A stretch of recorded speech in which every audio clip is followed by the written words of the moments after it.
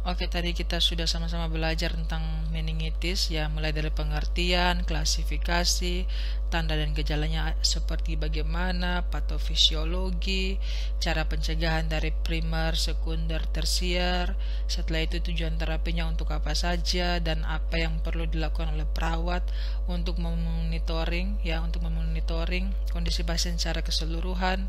Setelah itu pemeriksaan penunjang apa saja yang perlu dilakukan pada pasien-pasien dengan meningitis.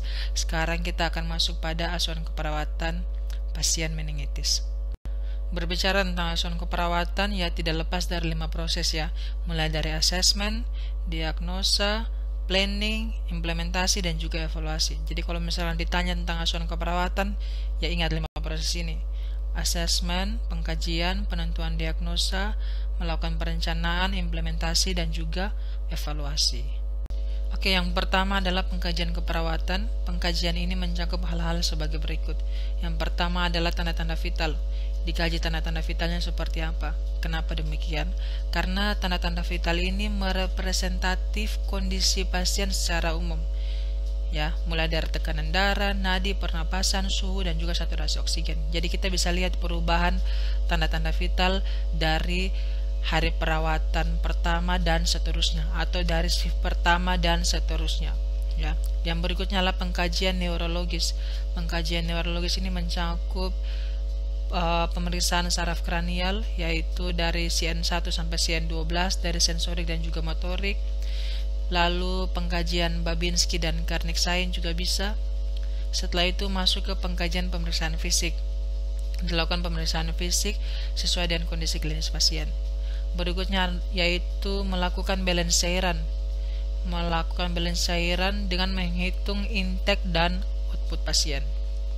Selanjutnya pengkajian GCS. Kenapa perlu dilakukan pengkajian GCS? Karena kita tahu sendiri masalah-masalah yang berhubungan dengan mendingan ini bisa menyebabkan penurunan kesadaran ya.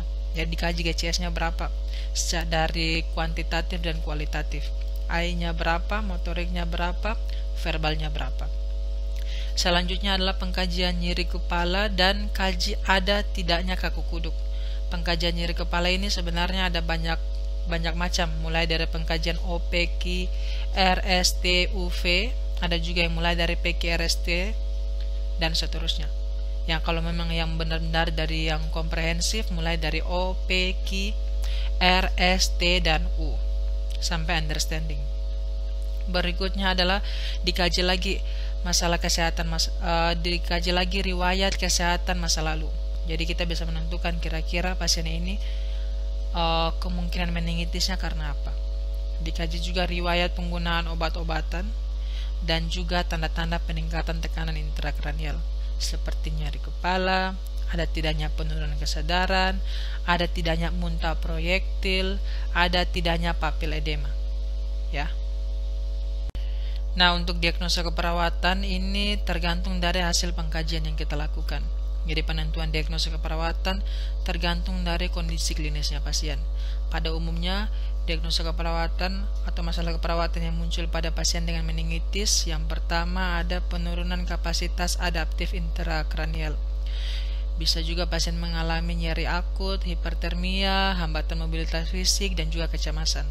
Jadinya penentuan masalah keperawatan ini bergantung pada kondisi klinisnya pasien dan data subjektif dan objektif yang ada. Jadi kita boleh ambil dari sumber Nanda boleh, SDKI juga boleh. Untuk implementasi keperawatan ya bertujuan untuk yang pertama mengembalikan ke fungsi neurologis yang lebih baik. Yang berikutnya adalah menyelesaikan infeksinya. Dan yang terakhir adalah mengendalikan rasa sakit dan ketidaknyamanan yang dialami oleh pasien. Kita akan masuk dalam latihan yang keempat. Ini ada soal tentang asuhan keperawatan. Boleh dikerjakan dan nanti kita akan lihat hasilnya di akhir.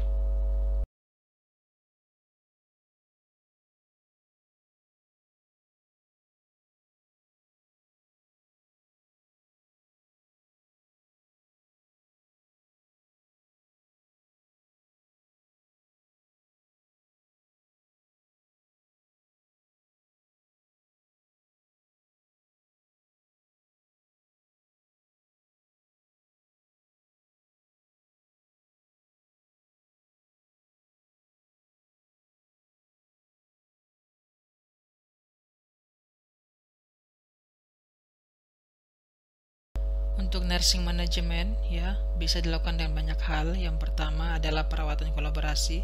Perawatan kolaborasi dilakukan dengan pemberian cairan intravena, pemberian terapi antibiotik ya, pemberian terapi diuretik osmotik pada pasien-pasien yang dicurigai mengalami peningkatan tekanan intrakranial seperti pemberian manitol ya.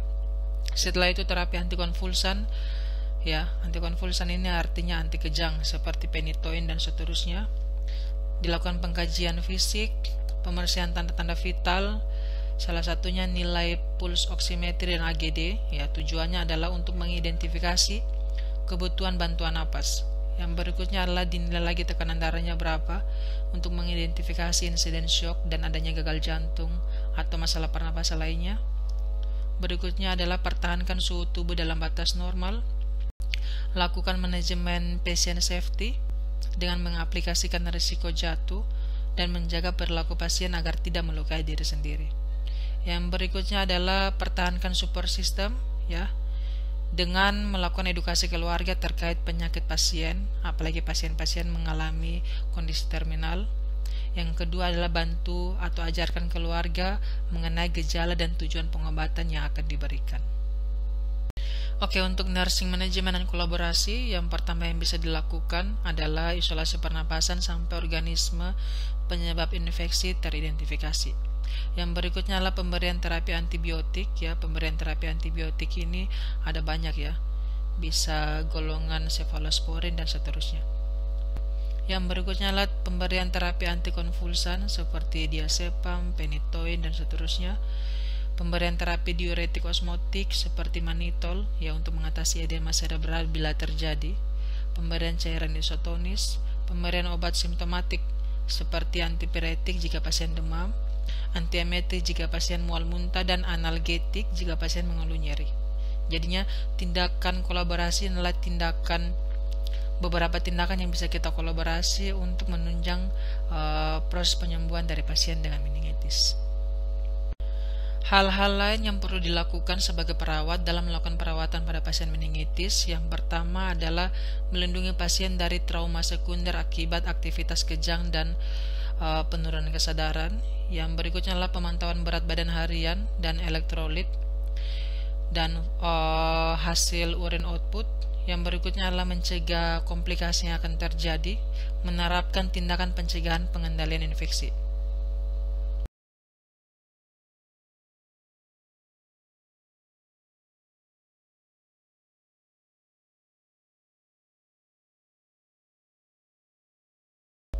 Bagian yang terakhir adalah evaluasi. Evaluasi ini adalah kita lakukan evaluasi tentang fungsi kognitif yang sesuai dengan kondisi pasien.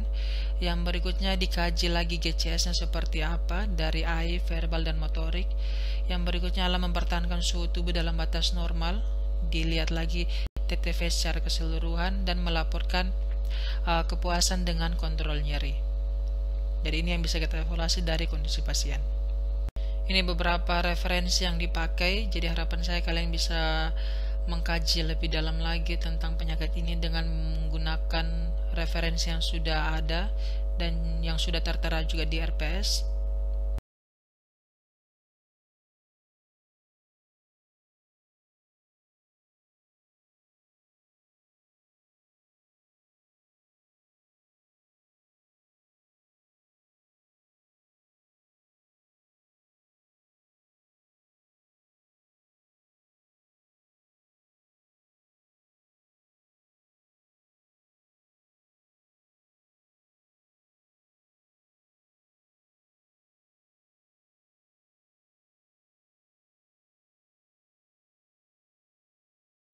Dan hasil akhir dari penilaian video pembelajaran kali ini kita bisa lihat dari pertanyaan yang sudah saya berikan tadi. Saya berikan kunci jawabannya, nanti kalian boleh koreksi berapa benar, berapa salah, dan bisa dilihat klasifikasinya seperti apa ya. Yang pertama nomor 1 jawabannya B, nomor 2 jawabannya D domba, nomor 3 jawabannya B, nomor 4 jawabannya elang, nomor 5 jawabannya B, nomor 6 jawabannya elang ya. Jadi setelah tahu jawabannya, bisa dilihat kalian benar berapa, salah berapa. Harapan saya semua yang mengikuti kelas ini jenius ya, klasifikasinya jenius, benar semua ya. Oke, video pembelajaran kali ini sudah selesai. Harapan saya bisa berguna bagi kita semua, bagi pembelajaran ke depan. Dan jika ada yang ingin tanyakan, boleh disampaikan melalui email ya, atau melalui model yang sudah tersedia ya. Sampai berjumpa di pembelajaran selanjutnya.